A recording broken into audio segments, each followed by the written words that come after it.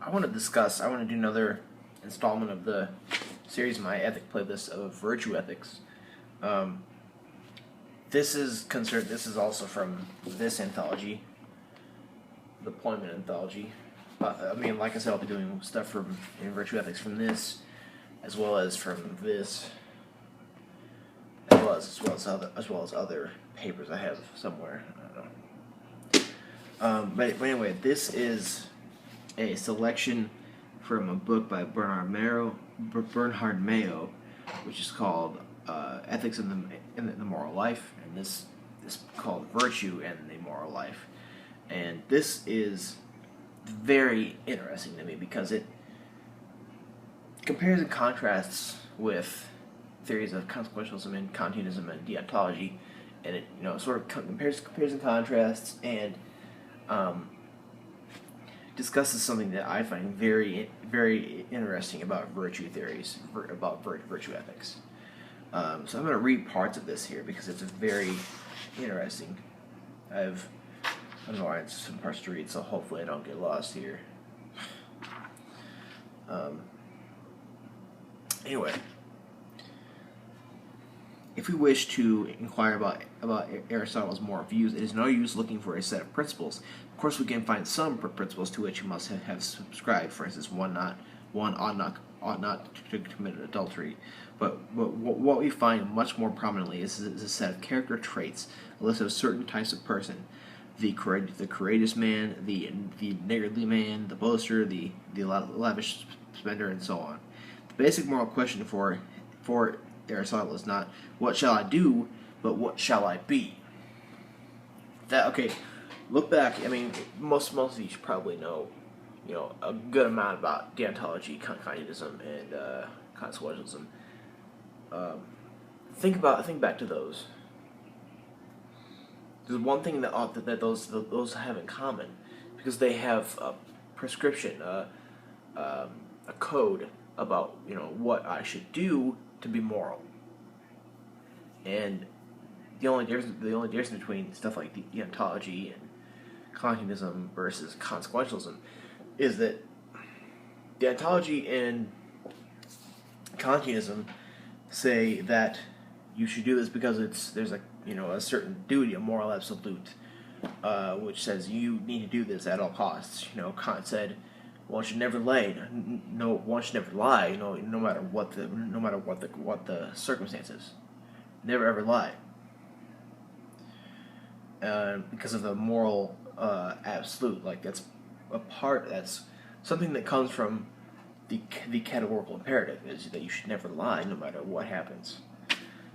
But then versus consequentialism, there's duties. There as with deontology, there's duties, there's absolutes, laws, imperatives. Or on the other hand, there's consequentialism, which says do this, do these things to move towards the greatest happiness, the greatest state of happiness, which is the famous utilitarian, the greatest happiness principle. Do these things, this prescription of actions to hopefully gain the greatest happiness.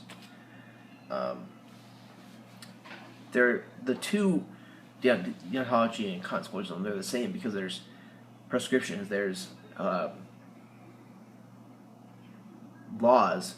But it all depends on there's all the only difference between the two is why should I do this? Why do I need to not lie? Why do I need to do this? I mean, am I gonna get some kind of happiness, or is it just whatever? But anyway, virtue ethics, on the other hand, it's like those other two. It's what shall I do, and they give you answers as to what shall I do. When virtue ethics, what shall I be? This is very interesting, I think. And then Mayo, he puts he quotes Essays of Liberty by J.S. Mill, And then he says, of course, there are connections between being and doing. It is obvious that a man cannot just be. He can only be what he is by doing what he does. His moral qualities are ascribed to him because of his actions, which are said to manifest those qualities. But the point is that on ethics of being, capital B, being, must include this obvious fact, that being involves doing, whereas ethics of doing, such as I have been examining, may easily overlook it. As I have suggested, a morality of principles is concerned only with what people do or fail to do, since that is what rules are for. And as far as this sort of ethics goes, people might well have no moral qualities at all, except the possession of principles and that the will and capacity to act accordingly. When we speak of a moral quality such as courage, 6 minutes, and say that a certain action was courageous, we are not merely saying something about this action. We are referring not so much to what is done, as to the kind of person whom we take it to have been done. We connect by means of imputed motives and intentions with the character of the agent as courageous. This explains, incidentally, why both Kantians and utilitarians encounter in their different ways such difficulties in dealing with motives, which their principles, on the face of it, have no room for. A utilitarian, for example, can only praise a courageous action in some such way as this: the action is of a sort of such a person if courage is likely to perform, and courage is a quality of character, the cultivation of which is likely to increase rather than diminish the sum total of human happiness. But Aristotelians have no need of such circumlocution. For them, a courageous action is just as one which proceeds from and manifests a certain type of character, and is praised because such a character trait is good, or better than others, or as virtue.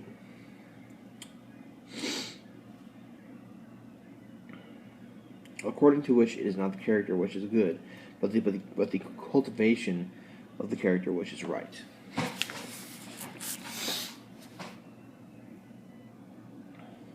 Now, according to the philosophy of moral character, there is another way of answering the fundamental question: what ought I to do?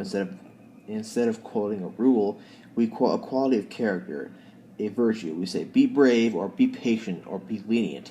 We may even say, be a man. If I am in doubt, say whether to take a risk, and someone says, be a man, meaning a morally sound man. In this case, a man has sufficient courage. Here, too, we have extreme cases where man's moral perplexity extends not merely to a particular situation, but to his whole way of living. And now the question, what ought I to do, turns into the question, what ought I to be, as indeed it was treated in the first place: be brave. It is answered not by quoting a rule or a set of rules, but by describing a quality of character or a type of a person. And here the ethics of character gains a practical simplicity which offsets the. Of course, we can, in theory, give a unity to our principles. This is implied by speaking of a set of principles. But if such a set is to be a system and not really aggregate, the unity we're looking for is a logical one, namely the possibility that some principles are deductible from others, and ultimately from one. But the attempt to construct a deductive moral system is notoriously difficult, and in any case, ill-founded. Why should we expect that all rules of conduct should be ultimately reducible to a few? So here he has discussed fully the contrast between the question of ethics versus what ought I to do and what ought I be. What should I be? How should I be? I mean, and it's like the two Arte and phronesis of Aristotle. One is moral excellence, and the other is practical moral wisdom. And those two things, I would say, work together to classify the kind of person one should be. Those two things together, and I'm not ignoring eudaimonia here. I'm just kind of pushing it off to the side because it's a later thing that comes after you who practice the two arte and phronesis. Saying what ought it to be is a new way of doing it, because it's saying that it's going off of certain qualities, and it's going off of certain principles, not rules, but like ideals. And in this next section here, he talks about saints and heroes. But when we are asked, what shall I be, we can readily give a unity to our answer, though not a logical unity. It is the unity of character. A person's character is not merely a list of dispositions. It has the organic unity as something that is more than the sum of its parts. And we can say in answer to our morally perplexed questioner, not only be this or be that, but also be like so and so, where so and so is either an ideal type of character, or else an actual person taken as representative of the ideal, as exemplar. Examples of the first are Plato's just man in the Republic, Aristotle's man of practical wisdom in the Nicomachean Ethics, Augustine's citizen of the city of God, the good communist, the American way of life. Examples of the second kind.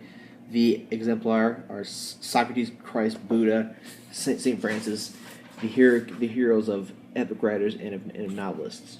Indeed, the idea of the hero, as well as the idea of the saint, are very much the expression of this attitude to morality. Heroes and saints are not merely people who did things. They are people whom we are expected and expect ourselves to imitate. Imitating them means not merely doing what they did, it means being like them. Their status is not in the least like that of legislators whose laws we admire. For the character of a legislator is irrelevant to our judgment about his legislation. The heroes and saints did not merely give us principles to live by; they gave us examples to follow. Kant, as we should expect, emphatically rejects this attitude as fatal to morality. According to him, examples serve only to render visible the innocence of the moral principle, and thereby to demonstrate its practical feasibility. Imitation can be more or less successful, and this suggests another defect of the ethics of principles. It has no room for ideals, except the ideal of a perfect set of principles. As a matter of fact, is intelligible only in terms of an ideal character or way of life, and the ideal of perfect consciousness, which is itself a character trait. This results, of course, from a black and white nature of moral verdicts based on rules. Okay, I want to discuss here the idea between ideals of, let's say, a hero versus what Kant says is an example of the success of certain moral principles, of rules, absolutes. Kant says that this idea of heroes and saints is fatal to morality, because they are the heroes and saints. They are examples of the moral principles and absolutes in action. When really I have to say in response to that I do not agree with that, because moral rules, let's go with the categorical imperative. And there's a moral duty, there's an obligation to to do these the rules of the categorical imperative. I haven't read Kant in so long that I can't even remember what the formulas are. Wow. Anyway, but I would have to argue. My big argument here is that principles and rules and prescriptions don't make a hero. I mean, a person who, say, follows the categorical imperative, they are gonna become a person who follows these things on a regular basis, but they're not going to do all these things because of a certain rule. A person becomes a person that they are because of who they are and who they turn out to be. People become who they are because of wisdom and I guess I'm really like to advocate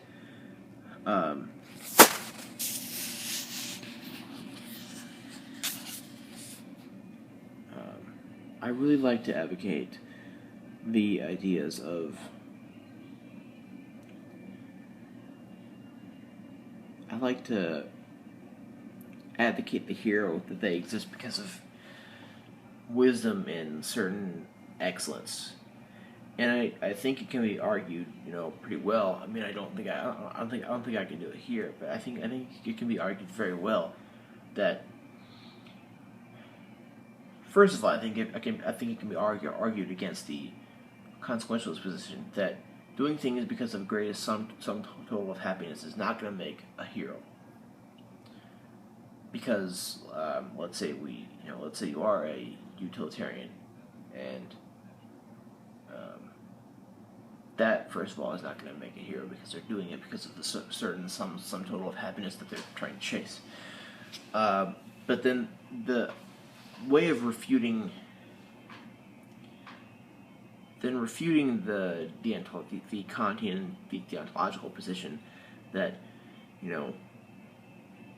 this saints and heroes idea of morality is going to fail because those heroes and saints are just instantiations, if you will, of of those prescriptions working.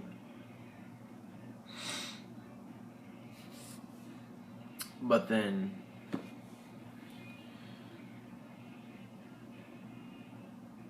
I mean, let's say we had a person who followed the categorical imperative on all counts, every part of his life for a long time, followed the categorical imperative in every chance he got to follow it. And I'm gonna try to. I know one of the formulas is to not treat humanity as merely a means, but as an end in itself. I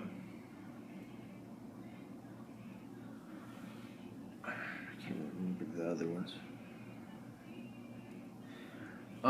But let's say that they do that, and that would involve not doing a lot of things that are classified as bad, evil or whatever. And I'm thinking that a person is going to do a lot more things, and I mean, I think that a person following a set of rules is gonna, see some certain things, and then they're gonna do those things based on those rules.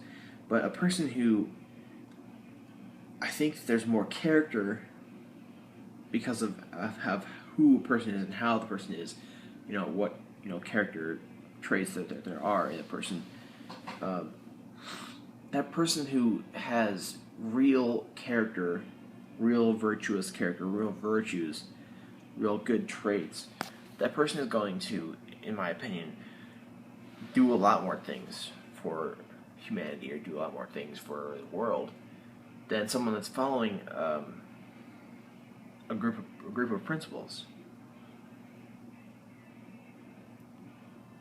And I think that, in my opinion, ethics should all of ethics should be based now off of who a person is, not prescriptions, but who a person is, the character.